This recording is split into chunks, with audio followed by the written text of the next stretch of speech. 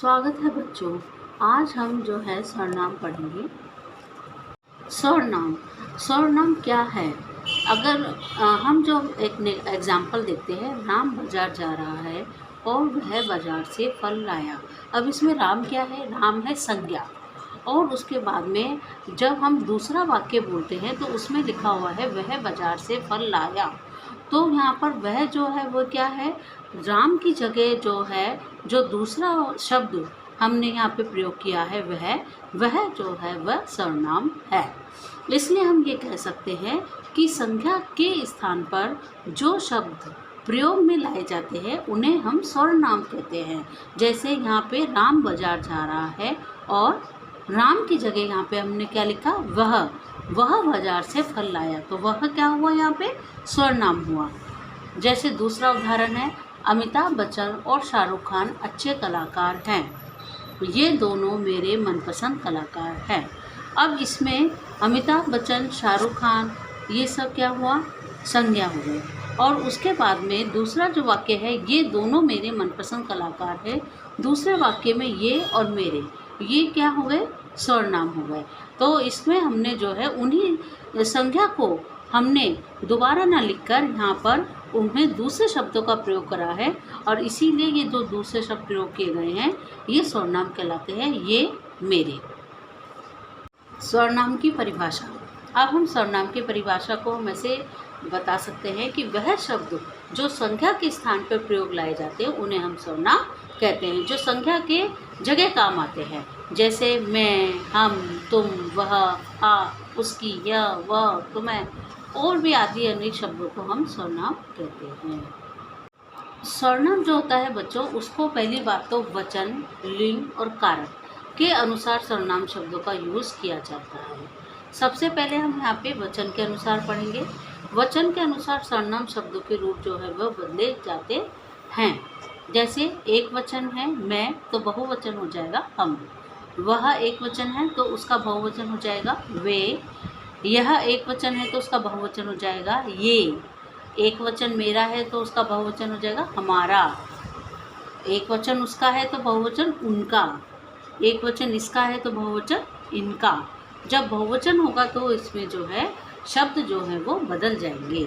तो इस प्रकार वचन के अनुसार सर्वनाम शब्द जो है उनका जो शब्द है, रूप है, वह बदल जाता है। उसी प्रकार अब लिंग जो होता है, लिंग बदलने पर भी सर्वनाम का रूप कभी नहीं बदलता है। मतलब जब हम सर्वनाम यूज़ करते हैं, सर्वनाम का प्रयोग करते हैं, तो लिंग जो होता है उसमें सर्वनाम जो होता है उसका क्रिया रूप बदलता है, लेकिन सर्वनाम नहीं बदलता है। जैसे उदाहरण के लिए हम कह सकते हैं, पुल्लिंग है यहाँ पे, तुम कहाँ जा रहे हो। तो यहाँ पे तुम क्या है? सर्वनाम है और जा रहे हो तो क्या है? पुल्लिंग है। और इसी भी स्त्रीलिंग है, तुम कहाँ जा रही हो।